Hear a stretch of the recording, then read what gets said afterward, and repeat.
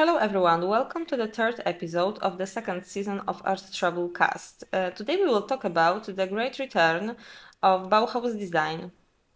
I think it's worth starting by presenting a short history of the Bauhaus itself.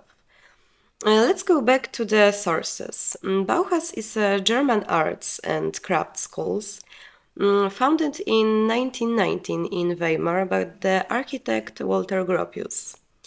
Its goal was to combine art with craft and create a new approach to design that would be combine aesthetics with functionality.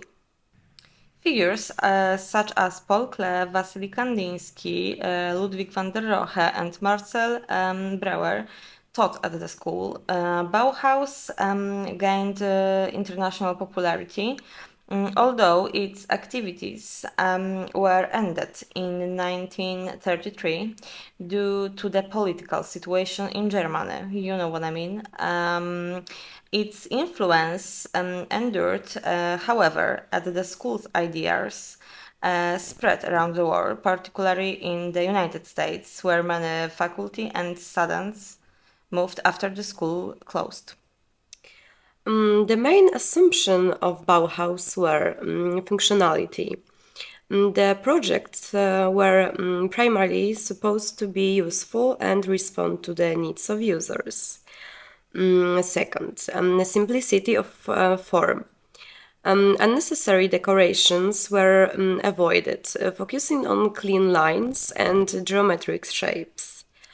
Integration of art and technology. The aim was the harmoniously combine aesthetics with modern production techniques and use of modern materials. Steel, glass, and concrete were used, which were innovative at that time.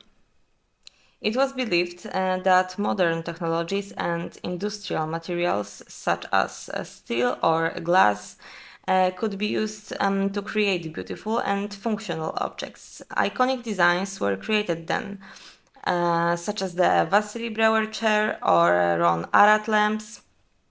The Bauhaus artists, craftsmen, and engineers were taught. The goal was to blur the lines between art and craft and to develop designs that would be accessible and useful on a large scale. I love the design of Vasily Breuer's chair. A very well known and appreciated project. It means all Bauhaus assumption. However, returning to Bauhaus itself is worth noting that it had a huge impact on the development of modernism in architecture, design, and applied art. Its legacy is evident in many contemporary designs that value minimalism, functionality, and innovation. The current design draws from Bauhaus and the extensive use of steel, glass, and concrete. These materials are still present in many modern designs. In turn, the aesthetics of functionality and simplicity are present in almost every area of today's design. Modern trends, especially in interior design, often return to the ideas of Bauhaus, neutral colors, geometry, minimalism. There are also direct references to the school's aesthetics in the architecture and furniture design. Yes, Bauhaus inspired interiors reject unnecessary decorations, focusing on harmony, ergonomics, and natural light. This approach ensures that the designs remain timeless and functional.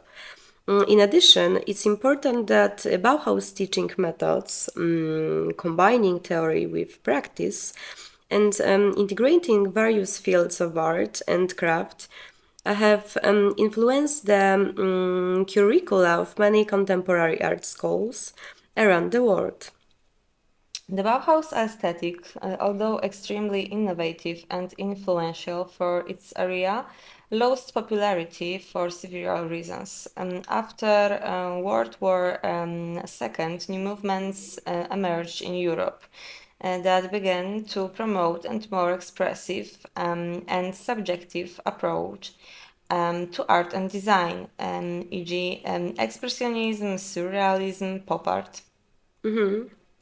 In the 1950s and 1960s, other trends dominated in design and architecture, such as modernism, brutalism, and postmodernism.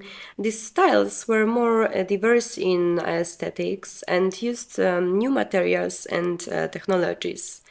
In turn, the Bauhaus aesthetic, although functional, was sometimes perceived as too ascetic and minimal compared to the more colorful and diverse styles of those years. Bauhaus promoted the idea of form follows function and mass production, which was intended to revolutionize the way everyday objects were produced. However, over time, as mass production became the norm, design dominated by simple forms and functionality became less attractive to consumers looking for something more unique, artistic, and decorative. True.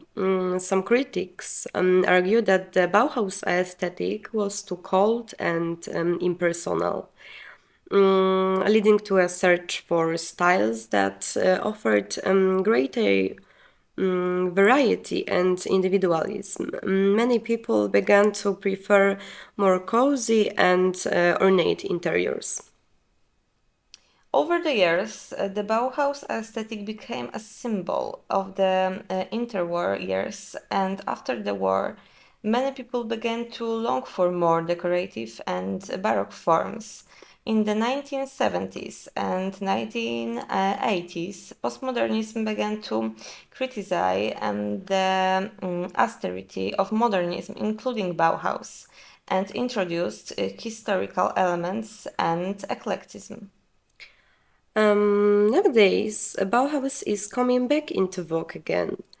This is due, among other things, to the fact that the pursuit of simplicity and functionality in the Bauhaus style favor the creation of spaces that are not only aesthetic but also sustainable and environmentally friendly. In an area dominated by technology and digitalization, designers and consumers often look for something that will be doable, timeless, and more human. The Bauhaus aesthetic, with its references to classical forms, geometry, and order, offers a contrast to the chaotic and increasingly complex reality of the modern world. In the 21st century, there is also an increase in interest in the history of art and design, as well as retrofuturistic aesthetic that draw from the 1920s and 1930s.